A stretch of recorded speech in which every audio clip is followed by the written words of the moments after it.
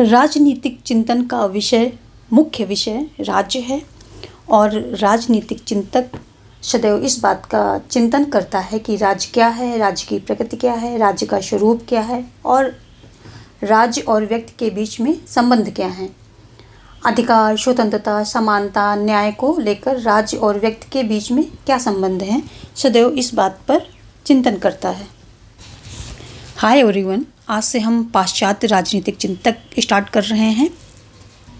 इसके अंतर्गत हम सभी पाश्चात्य राजनीतिक चिंतक के बारे में पढ़ेंगे, जैसे कि प्राचीन कालीन चिंतक, मध्यकालीन चिंतक और आधुनिक कालीन चिंतक। सभी चिंतकों के बारे में हम इसमें स्टडी करेंगे। यदि हम बात करते हैं राजनीतिक चिंतन का जन्म कहाँ हुआ, तो राजनीतिक चिंतन का जन्म यूनान में हुआ और इसका विकास यूरोप में हुआ। यूनानी पहले ऐसे राजनीतिज्ञ थे जिन्होंने राजनीति का क्रमबद्ध और वैज्ञानिक अध्ययन किया, और भारत को राजनीतिक चिंतन का जन्मदाता नहीं माना जाता है क्योंकि भारतीयों में क्रमबद्धता और वैज्ञानिकता का अभाव था। भारत में संपूर्ण चिंतन मिला जुला था। यहाँ राजनीति शास्त्र, इतिहास, नीति शास्त्र, अर्थशास्त्र को एक साथ व्यक्त करने का प्रयास हुआ। भारतीय राजनीति चिंतन के जनक कौन है? कौटिल्य हैं। इनका ग्रंथ क्या है? इनका ग्रंथ है अर्थशास्त्र। और ये जो इनका ग्रंथ है, जो हमारे जनक कौटिल्य हैं, भारतीय राजनीतिक चिंतक के जनक कौटिल्य का ग्रंथ अर्थशास्त्र है, लेकिन इसका संबंध राजनीति से है, वर्णन दंडनीति का है और विषय वस्तु इतिहास है। इसका संबंध किससे है? अर्थशास्त्र का संबंध है राजनीति से। और वर्णन किसका मिलता है? इसमें वर्णन मिलता है दंडनीति का। वर्णन इसमें दंडनीति का मिलता है। और इसकी विषय वस्तु क्या है? विषय वस्तु इसकी है इतिहास। अगर हम विषय वस्तु की बात करते हैं कि इसकी विषय वस्तु क्या है अर्थशास्त्र की, तो ये है इतिहास। इतिहास इसकी विषय वस्तु है। चिंतक चिंतन करता है, चिंतन समयबद्ध होता है। समय बदल जाने पर चिंतन भी बदल जाता है। प्रायः सभी चिंतकों को राज्य एवं उसके विभिन्न रूपों में चिंतन किया। जो है जितने भी चिंतक थे, हमारे राजनीतिक चिंतक थे, उन्होंने क्या किया? राज्य एवं उनके विभिन्न रूपों के बारे में चिंतन किया, लेकिन सभी अलग अलग समय में थे। इसीलिए चिंतन में भी भिन्नता दिखाई देती है। राज्य सभ्य समाज की पहचान होती है और जो मानव समाज के लिए नियमों एवं कानूनों का संचालन करती है। समय के साथ साथ राज्य के स्वरूप में भी परिवर्तन होता रहता है। राज्य के विकास का क्रम निम्नलिखित है।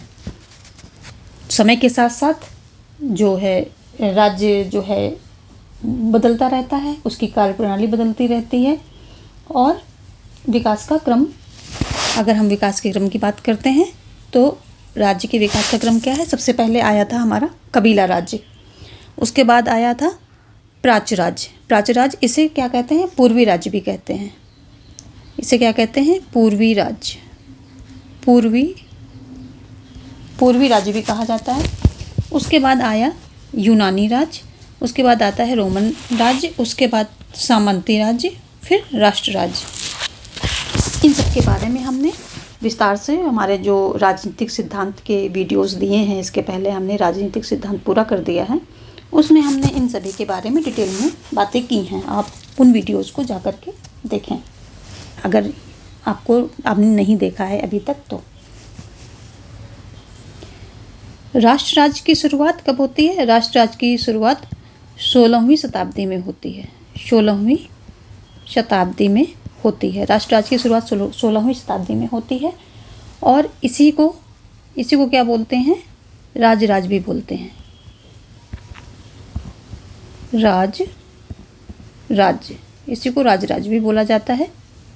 और यहीं से क्या होता है? आधुनिक काल की शुरुआत होती है।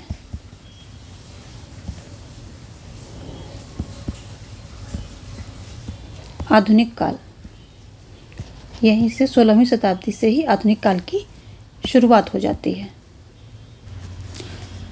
अब हम बात करेंगे जो राजनीतिक चिंतन के काल हैं, उनको 3 भागों में विभाजित किया गया है। इनको कैसे किया है, 3 वर्गों में इन्हें विभाजित किया गया है, 3 वर्गों में। तो पहला है प्राचीन काल, दूसरा है मध्यकालीन और तीसरा है आधुनिक कालीन। प्राचीन कालीन जो चिंतन था उसका दृष्टिकोण कैसा था? उसका दृष्टिकोण था नैतिक आदर्शवादी। उसका दृष्टिकोण नैतिक आदर्शवादी था और उसका लक्ष्य क्या था? आदर्शवादी नैतिकता पर आधारित आदर्शवादी राज्य की स्थापना इसका लक्ष्य भी था। और ये क्या करता था?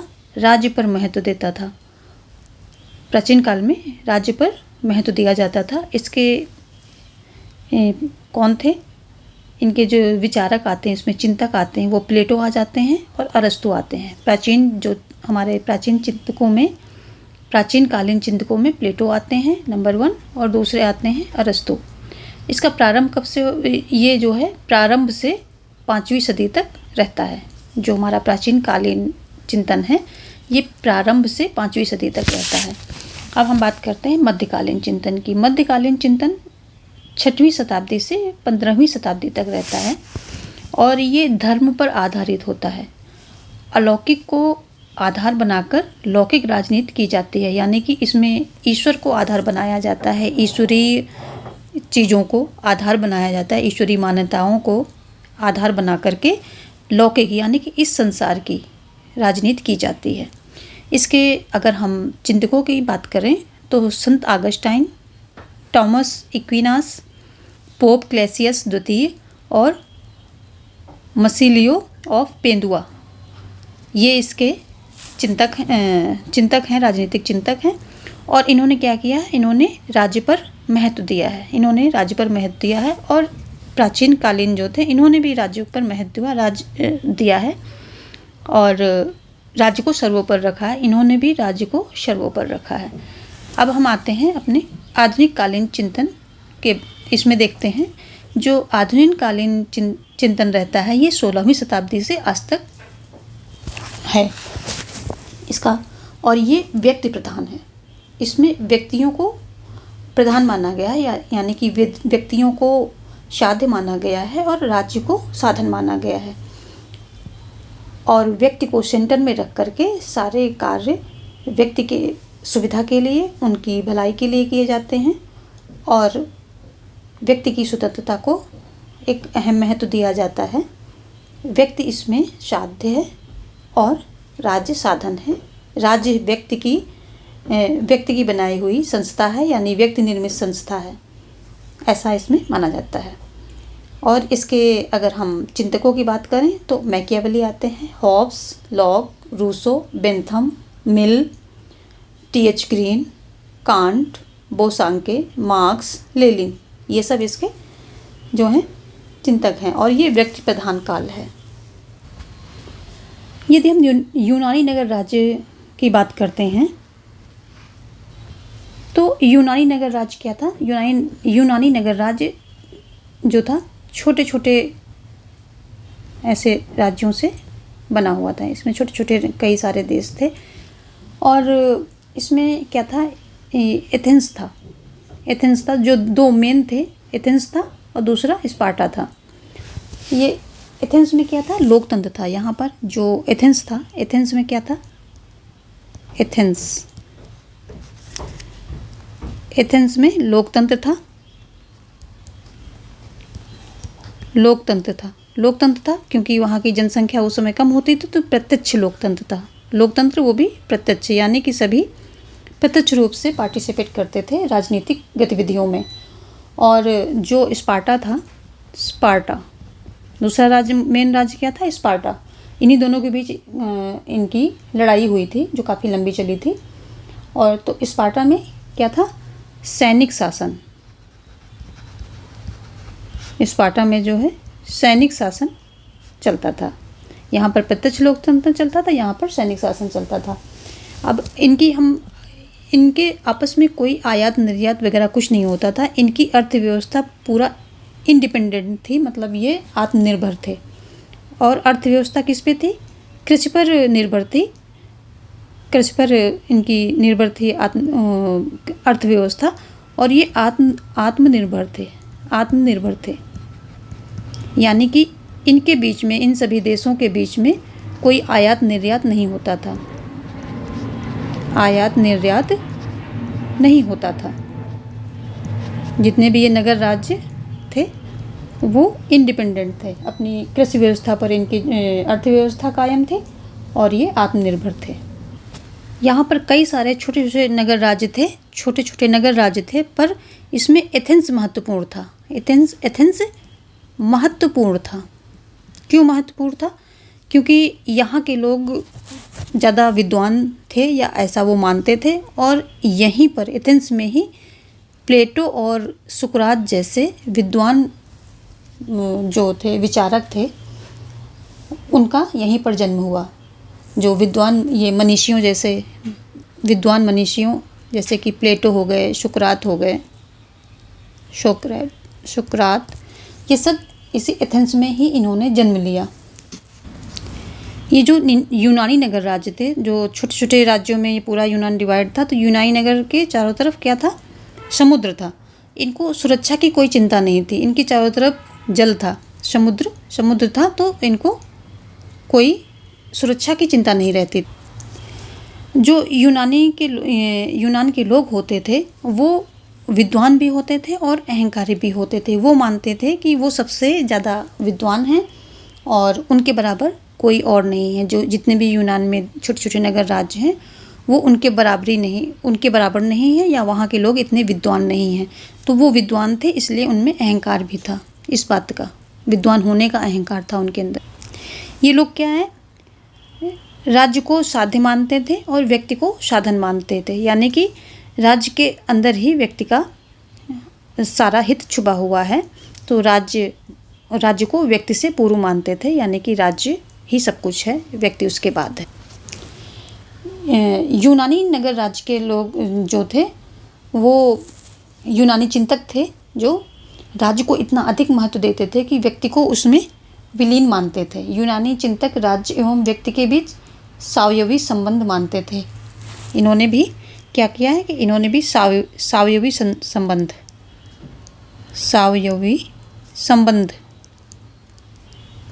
का समर्थन किया है। ये सावयवी संबंध मतलब राज्य और व्यक्ति के बीच में सावयवी, तो सावयवी अंगी और अंग का संबंध, अंगी और अंग का संबंध होता है। अंगी क्या होता है? संपूर्ण होता है, संपूर्ण, और अंग उसका अंश होता है। तो इन्होंने संपूर्ण किसको माना? संपूर्ण अंगी माना है इन्होंने राज्य को, और अंग जो है या अंश माना है व्यक्ति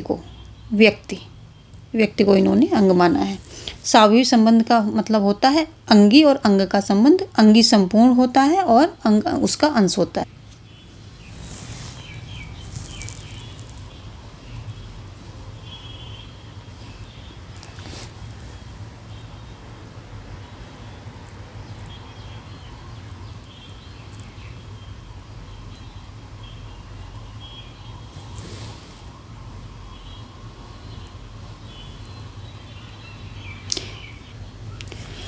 यदि हम प्लेटो के पूर्व के राजनीतिक चिंतक की बात करते हैं तो इसमें सोफिस्ट आ जाते हैं। सोफिस्ट क्या होते थे? सोफिस्ट होते थे ये विद्वान शिक्षक होते थे। विद्वान शिक्षक होते थे। ये क्या करते थे? शिक्षा के बदले में धन लेते थे, शिक्षा देते थे और उसके बदले में क्या करते थे? धन लेते थे। और ये क्या थे? मानवतावादी थे। सोफिस्ट कैसे थे? मानवतावादी थे। और इनको क्या था? व्यक्तिवादी भी कहा जाता है। व्यक्तिवादी भी कहा जाता है। सार्वभौमिकतावादी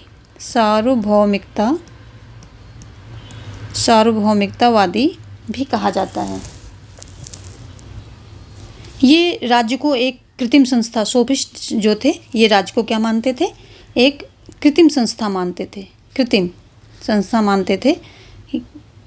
ये कहते थे कि राज्य जो है मानव निर्मित संस्था है।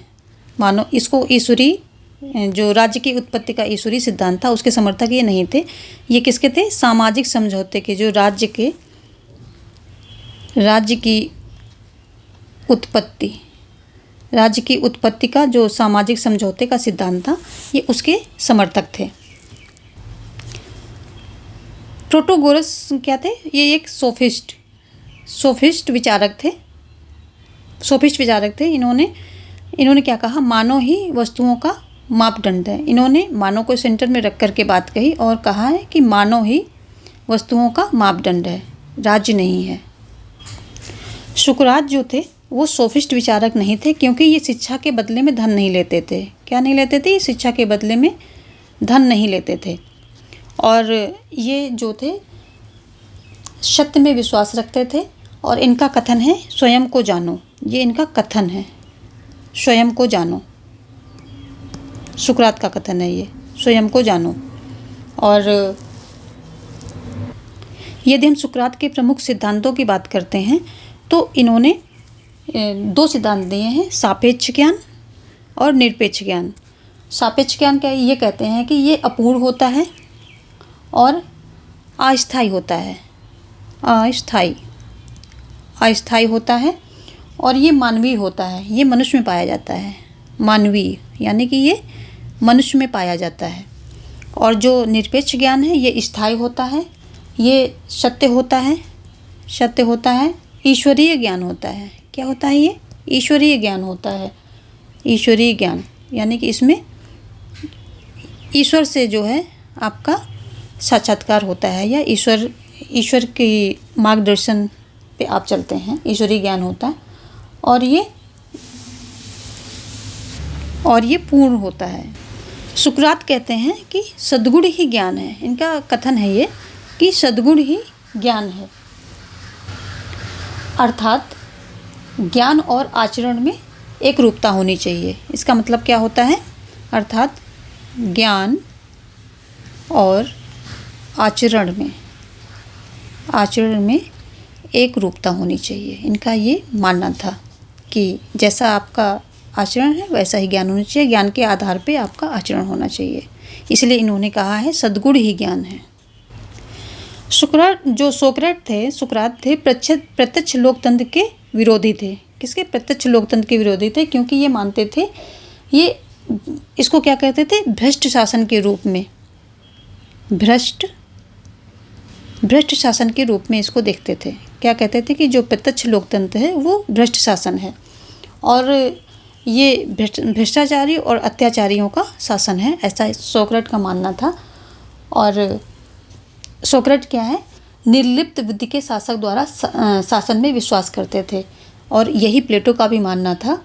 और इसीलिए जो प्लेटो ने आदर्श राज्य की स्थापना में एक निर्लिप्त बुद्धि के दार्शनिक शासक की कल्पना की थी। सोक्रेट जो है द्वंद्वात्मक पद्धति में विश्वास करते थे, और ये इसमें द्वंद्वात्मक पद्धति में होता क्या है? वाद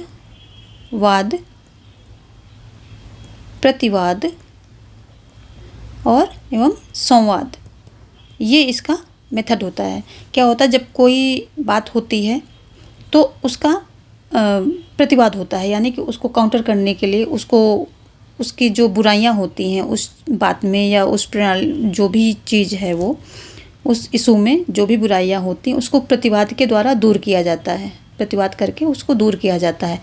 और जो सत्य बचता है वो संवाद हो जाता है। जो सत्य बचता है जो सारी उसकी बुराइयां दूर हो जाती, अच्छाइयाँ बचती हैं, वो संवाद के रूप में निकल के आता है। तो इसलिए वाद, प्रतिवाद, फिर संवाद। कोई बात हुई, उस पर कोई बात हो रही है, उसका प्रतिवाद हुआ, यानी कि उसकी बुराइयों पर विचार हुआ, और जो उनसे सत्य निकल कर आया, जो अच्छाइयाँ निकल के आई, वो संवाद के रूप में आ जाता है। सुकरात जो थे वो घूम कर प्रत्यक्ष लोकतंत्र की बुराई करते थे, क्योंकि ये प्रत्यक्ष लोकतंत्र के विरोधी थे, क्योंकि ये मानते थे कि भ्रष्ट शासन के रूप में उसको देखते थे, प्रत्यक्ष लोकतंत्र को, और उसका दुष्प्रचार करते थे। उस समय एथेंस में प्रत्यक्ष लोकतंत्र की सरकार थी, तो उन लोगों को ये गवारा नहीं, उन लोगों को ये बात बुरी लगती थी कि ये उनके बारे में इस तरह से जो है दुष्प्रचार कर रहे हैं। राज्य का विरोध करते थे, परंतु जो राज्य के कानून थे उनका पालन करते थे। जब इसी दुष्प्रचार के चलते इनको गिरफ्तार करके विष दिया गया तो इन्होंने कानून को मानते हुए विष पान कर लिया, यानी कि विष को पी लिया और सदैव के लिए चिर निद्रा में विलीन हो गए। आज हम यहीं पे इसको स्टॉप करेंगे क्योंकि हमने सोक्रेट के बारे में जो इम्पोर्टेंट चीज़ें थी वो हमने जान ली हैं, और नेक्स्ट वीडियो में हम प्लेटो देखेंगे, जो हमारे पाश्चात्य राजनीति के हैं चिंतक हैं प्लेटो, उनके बारे में स्टडी करेंगे। और आगे की वीडियोस पाने के लिए आप हमारे चैनल को सब्सक्राइब कर लें तथा लाइक और शेयर करना ना भूलें। Thank you.